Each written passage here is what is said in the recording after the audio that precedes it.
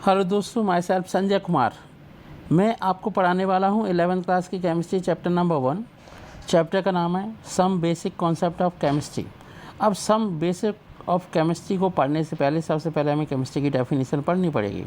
Chemistry की definition ये है कि chemistry is the science of molecules and their transformation.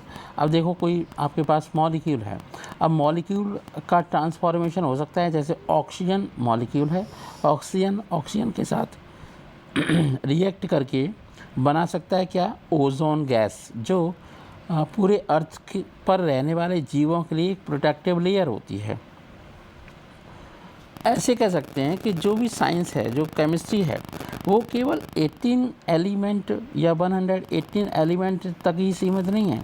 और ये जो आपकी केमिस्ट्री है, ये केमिस्ट्री है आपके लिए पूरे के पूरे जो कंपाउंड्स होते हैं और जो एलिमेंट्स होते हैं उनसे बनने वाले पदार्थों की केमिस्ट्री। मतलब ये हुआ कि लगभग ऑक्सीजन जो भी ऑर्गेनिक कंपाउंड्स होते हैं वो काफ़ी सारे कंपाउंड्स होते हैं, उनकी संख्या काफ़ी सारी होती है, बहुत सारी होती है। तो children, science can be viewed as a continue human effort to the systematise knowledge for describing and understanding nature. मतलब नेचर को अंडरस्टैंड किया, उससे साइंस बनी। अब साइंस की एक ब्रांच है chemistry. You have learned in your previous classes that we come across diverse substances. हमने अपने आसपास बहुत सारे डाइवर्स सब्सटेंसेस भी देख रखे हैं। वो डाइवर्स सब्सटेंसेस आपकी क्या हो सकते हैं, जैसे आपका, और उनकी कुछ फेनामिना भी हो सकती हैं जो हमारी डेली लाइफ में हमें देखने को मिलती हैं, जैसे दूध से दही बनना, कर्डलिंग ऑफ मिल्क या कर्ड का फॉर्मेशन। ठीक है, from the formation of vinegar का फॉर्मेशन होना, उसका प्रोडक्शन होना, from the sugar cane juice. और आपने देखा होगा कि जब कभी भी किसी भी कढ़ाई को या पेन को, है ना, या फिर तवे को या किसी भी आयरन कील को मॉइस्चर में रख देते हैं तो उसके ऊपर रस्टिंग हो जाती है। रस्टिंग तो हम आसानी से समझते हैं ना, रस्टिंग हमें समझने में दिक्कत नहीं आती ना रस्टिंग के लिए, तो रस्टिंग हम समझ सकते हैं। तो ये रस्टिंग जो है बहुत ही इम्पोर्टेंट आपकी फेनामिना है और ये आपकी केमिकल प्रोसेस में आती है। एग्जाम्पल के लिए अगर हम देखें कि ये सारे के सारे चेंजेस हमने अपनी लाइफ में देखे, तो ये क्या हैं, ये सारे केमिकल चेंजेस हैं और इन्हीं की स्टडी को ही हम केमिस्ट्री बोल सकते हैं। और हम सिंपली ऐसे भी कह सकते हैं कि जो आप मान लीजिए मेरे को केमिस्ट्री अच्छी लगती है या मुझे केमिस्ट्री में कमांड है, तो मुझे केमिस्ट्री पढ़ना चाहता हूँ। इसलिए साइंस को 3-4 पार्ट में, इम्पोर्टेंट पार्ट में डिवाइड कर सकते हैं, जैसे केमिस्ट्री हो गई, फिजिक्स हो गई। फिजिक्स अपनी फिजिकल फेनामिना है। बायोलॉजी में केमिस्ट्री के साथ साथ आपकी जो आपके जीव जंतु होते हैं उनमें क्या क्या केमिकल्स होते हैं, कौन कौन सी दवाइयाँ होती हैं, ये सब चीज़ें हम पढ़ते हैं। लेकिन ओवरऑल हमें पढ़नी पड़ेगी या तो प्लांट्स या एनिमल्स की स्टडी करनी पड़ेगी। जूलॉजी में हम अपनी और ब्रांचेस को देखते हैं। अब केमिस्ट्री भी अलग अलग ब्रांचेज़ में पाई जाती है, अलग अलग ब्रांचेज़ में स्टडी करते हैं केमिस्ट्री का। जैसे इनऑर्गेनिक केमिस्ट्री हो गई, ऑर्गेनिक केमिस्ट्री हो गई, फिजिकल केमिस्ट्री हो गई, एनालिटिकल केमिस्ट्री हो गई, अर्थ केमिस्ट्री हो गई, जियो केमिस्ट्री हो गई। ठीक है, इंडस्ट्रियल केमिस्ट्री ये आपकी होती है, आपकी इंडस्ट्रियल केमिस्ट्री। तो इंडस्ट्रियल केमिस्ट्री के साथ साथ और भी केमिस्ट्री की ब्रांचेस हैं, लेकिन हम अभी फ़िलहाल पढ़ने वाले हैं डेवलपमेंट ऑफ केमिस्ट्री। और डेवलपमेंट ऑफ केमिस्ट्री से पहले आप एक बार डेफिनेशन को रिवाइज कर लीजिए, केमिस्ट्री की डेफिनेशन क्या है। तो केमिस्ट्री की डेफिनेशन में आपसे काफ़ी सारी चीज़ें और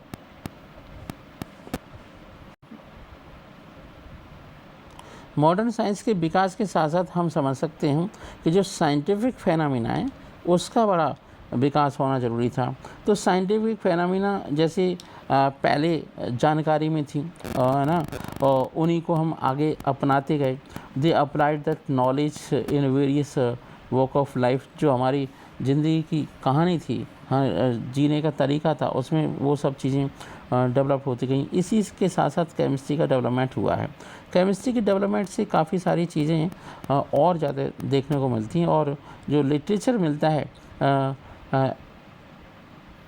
ये आपका एक्टोकेमिस्ट्री का, आइट्रोकेमिस्ट्री का और अल्केमिस्ट्री का, वो मिलता है आपका 1300 CE से लेकर के मॉडर्न केमिस्ट्री के टाइम तक। अगर हम 18 मॉडर्न केमिस्ट्री की बात अगर हम करें तो ये 18 सेंचुरी में इसका डेवलप हुआ, सेंचुरी यूरोप में डेवलप हुआ, ठीक है। After few centuries of the organic traditions which were introduce in Europe by Arabs. अब यूरोप में अरब ने अपना कमाल दिखाया, वो लिटरेचर कहीं से इकट्ठा करके ले गए, उन्होंने लिटरेचर को इकट्ठा किया और वो यूटिलाइज करना शुरू कर दिया। जैसे अगर हम देखें हमारा कल्चर है, जैसे इंडियन कल्चर है, specially the Chinese and Indian had their own all chemical traditions. हमारे खुद के कुछ ऑल केमिकल या केमिस्ट्री से संबंधित नॉलेज हुआ करती थी। These included much knowledge of chemical processes and techniques, और इनकी बहुत सारी प्रोसेसेस और टेक्निक्स हुआ करती थी। अगर हम एंशियंट टाइम में जाएं, एंशियंट इंडिया की बात करें तो केमिस्ट्री वाज कॉल्ड रसायन शास्त्र, रस तंत्र, ठीक है, रस क्रिया या रस विद्या। इट इंक्लूड्स मेट्रोलॉजी, इसमें मेट्रोलॉजी आती है, मेडिसिन आती है, manufacturing of cosmetics, glass dyes etcetera. Systematic excavations at Mohenjodaro in Sindh and Harappa in Punjab prove that the story of development of a chemistry in India is very old। ऐसे कह सकते हैं archaeological finding भी हमें मिली है, जिसमें हमें मिली है पकी हुई ईंटें, ठीक है, जिसे यूज किया गया था कंस्ट्रक्शन वर्क के लिए। बहुत सारी ऐसी सभ्यताएं मिली हमें। तो it show that the mass production of a pottery which can be regarded as a earliest chemical processes in which material were mixed, जिसमें बहुत सारे मटेरियल मिक्स किए गए। मिक्स करने के बाद जैसे उन्हें मोल्ड किया गया और सब्जेक्टेड टू हीट, उन्हें उसके लिए हीट या फायर का यूटिलाइज किया गया और अपने मतलब की चीज़ों को बनाया गया, डिजायरेबल क्वालिटी वाली चीज़ें। रिमेन्स ऑफ ग्लास मतलब पोइट्री, बहुत सारी पोइट्री बनाई गई। अगर हम मोहनजोदाड़ो की बात करें तो मोहनजोदाड़ो में भी काफ़ी सारे हमें चीज़ें मिलती हैं, जैसे आपका gypsum cement has been used. Gypsum cement का यूटिलाइजेशन हमें देखने को मिलता है ना। ये कंस्ट्रक्शन साइट पे हुआ करता था और कंस्ट्रक्शन वर्क के लिए इसके अंदर क्या था, लाइम था, और लाइम के अंदर ट्रेसेस ऑफ कैल्शियम कार्बोनेट भी हुआ करता था और कुछ सैंड थी, लाइम सैंड और कंस्ट्रक्शन दीवार को बनाने में कंक्रीट जो हज़ारों सालों से पहले से स्ट्रक्चर्स बहुत सारे खड़े हुए। अगर हम हड़प्पा सभ्यता की बात करें, ठीक है, made fines a sort of glass which was used in ornaments। ornaments का मतलब आप जानते ही होंगे, जो आभूषण हम सोने चांदी के यूज करते हैं उसके लिए बीड्स वगैरह का यूज करते थे शरीर की सुंदरता के लिए। राजा महाराजा के पास हुआ करता था। दे मेल्ट एंड फोर्स्ड, जैसे आपने पिन ली, पिन को मेल्ट किया और उसे बना दिया बटन छोटा सा, या कोई नट बना दिया, कुछ भी बना दिया आपने, ठीक है। तो कहने का मतलब ये होगा जब आप किसी भी मेटल को अलग शेप दे रहे हैं तो उसे फोर्स्ड कहेंगे, ठीक है। इसमें मेटल्स यूज किए गए जैसे आपका लेड हो गया, सिल्वर हो गया, गोल्ड हो गया और आपका कॉपर हो गया। दे इम्प्रूव द हार्डनेस, उन्होंने उस मेटल की हार्डनेस को इम्प्रूव करने के लिए, है ना, क्या किया, कॉपर का यूटिलाइजेशन किया, है ना, कॉपर का यूज किया, गोल्ड का यूज किया और उसमें कुछ मात्रा में वो आर्सेनिक भी यूज किया करते थे। नंबर ऑफ ग्लास ऑब्जेक्ट्स भी मिले हैं, जो जैसे मस्की इन साउथ इंडिया 1000 के आसपास और 900 BCE के आसपास, और हस्तिनापुर और तक्षशिला तो पूरे वर्ल्ड में फेमस थे। नॉर्थ इंडिया में जहाँ पर तक्षशिला तो हम जानते हैं कि पूरी वर्ल्ड की सबसे फेमस यूनिवर्सिटी हुआ करती थी, ठीक है, तक्षशिला तो काफ़ी फेमस था। तो अब हम जानते हैं तक्षशिला में है ना, चाणक्य एक प्रोफेसर के तरह काम करते थे, सबसे बड़े गुरु हुआ करते थे। Takshashila in north India 1000 to 200 BCE। Glass and glaze were coloured by addition of colouring agents like metal oxide का यूटिलाइजेशन होता था। तो अगर हम कॉपर मेटलर्जी की बात करें तो हमारे देश में, इंडिया में, भारत में, है ना, back to beginning of Catholic cultures से यूज हो रही है हमारी सब कॉन्टिनेंट में। There are much archaeological evidences, और इससे संबंधित काफ़ी सारे आर्कियोलॉजिकल एविडेंसेस भी मिले हैं, सपोर्ट करते हैं जो आपकी टेक्नोलॉजी है काफ़ी सारी एक्सट्रैक्शन वाली है, जिसमें कॉपर का एक्सट्रैक्शन, आयरन का एक्सट्रैक्शन है ना करने वाली इंडिजिनस आपकी टेक्नोलॉजी मानी जाती है, जिसे हम कहते हैं मेटलर्जी। तो इंडिजिनस टेक्नोलॉजी जो मेटलर्जी में यूज होती थी वो काफ़ी सारी है। अगर हम ऋग्वेद की बात करें तो ऋग्वेद में तो टैनिंग ऑफ लेदर मतलब hardening of leather, dyeing of cotton were practised during 1000 to 400 BCE. The golden gross of the black polished world of a North India would not be replicated and is still a chemical mystery. These wars indicate the mystery with which kill का मतलब बहुत बड़ी भट्टी होती है, temperature could be controlled. सोचिए, और कौटिल्य ने तो यहाँ तक लिख दिया अपने पुस्तकों में कि अर्थशास्त्र के अंदर कि नमक को आप कैसे बनाएंगे। तो ये थी हमारे इंडिया की ताकत, हमारे इंडिया में जो आपकी जानकारी थी रिलेटेड टू केमिस्ट्री। ये काफ़ी सारी जानकारी, a vast number of statement और material described in the ancient Vedic literature. काफ़ी सारा लिटरेचर हमें मिलता है इससे रिलेटिव। तो हम देख सकते हैं कि ये जो जानकारी है हमारे देश में आज से नहीं है, बहुत पहले से है, वैदिक काल से है, एंशिएंट टाइम से है। और ये दिखता है कि मॉडर्न साइंटिफिक फाइंडिंग्स भी इससे आपको लगती हैं कि कॉपर यूटेंसिल्स हो गए, आयरन गोल्ड हो गया, सिल्वर हो गया, ऑर्नामेंट्स हो गए, टेराकोटा सबने समझा होगा, डिस्क होती हैं, और painted grey pottery have been found in many archaeological sites in north India. और जैसे सुशत्रु नाम की एक संहिता है, उसके अंदर ये एक्सप्लेन किया गया है कि एल्कलाई काफ़ी सारे इम्पोर्टेंट होते थे। एल्कलाई ऐसे केमिकल्स होते हैं और आपके बेस होते हैं जो पानी में सॉल्युबल होते हैं, water soluble base are called alkalis.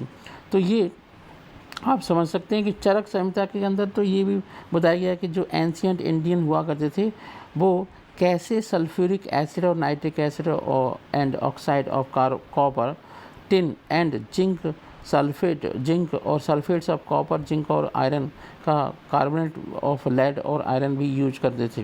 तो इसका मतलब ये हुआ कि जो रस उपनिषद है describe the preparation of gun powder. रसो उपनिषद के अंदर तो गन पाउडर मिक्सचर जो आपका एक्सप्लोजिव होता है ना। तमिल टेक्स्ट अगर हम बात करें तो उसके अंदर डिस्क्राइब किया गया है प्रिपरेशन ऑफ फाइवर्क्स मतलब crackers, sulphur, charcoal, saltpetre, potassium nitrate, mercury, camphor, इसका यूटिलाइजेशन किया गया है। Nagarjuna was a great Indian scientist. Nagarjuna great Indian scientist हुआ करते थे। He was a reputed chemist and alchemist and a metallurgist मतलब metallurgy का ज्ञान काफ़ी सारा था उन्हें। He work Ratnakar deals with formulation of a mercury compound मतलब यहाँ पर इस रत्नाकर के अंदर एक बहुत सारी जो जानकारी है मरकरी से संबंधित, मरकरी के कंपाउंड के संबंध, तो वो बहुत ज़्यादा डिस्कस किया गया काफ़ी ब्रॉड तरीके से। जैसे कुछ और मेटल के बारे में, जैसे गोल्ड हो गया, सिल्वर हो गया, टिन हो गया, कॉपर हो गया। बुक रस नवम अपीयर्ड अराउंड 800 CE, ये अपीयर्ड हो गई है। It discuss the use of various furnaces, इसमें काफ़ी सारी फर्नेसेस भट्टियों के बारे में जानकारी, अवंस के बारे में, क्रूसिबल कौन कौन सी यूज होती है फॉर डिफरेंट पर्पज़। तो हम जो आज की टेक्नोलॉजी देखते हैं तो भारत से ही ये टेक्नोलॉजी स्प्रेड हुई है पूरे वर्ल्ड के अंदर। इट डिस्क्राइब्स उस टाइम पर जो ताकतवर लोग होते थे उन्होंने अपनी एंशिएंट कल्चर को बिल्कुल रिस्टोर नहीं किया था, अब कोशिश की जा रही। It is describe method by which metal could be identified by flame color। और अगर हम चक्रपाणी की बात करें तो उन्होंने तो मरकरी सल्फाइड को डिस्क्राइब कर दिया था, एक्सप्लेन कर लिया था। The credit for the inventing soap also goes to him, Chakrapani ने सोप को भी बना डाला।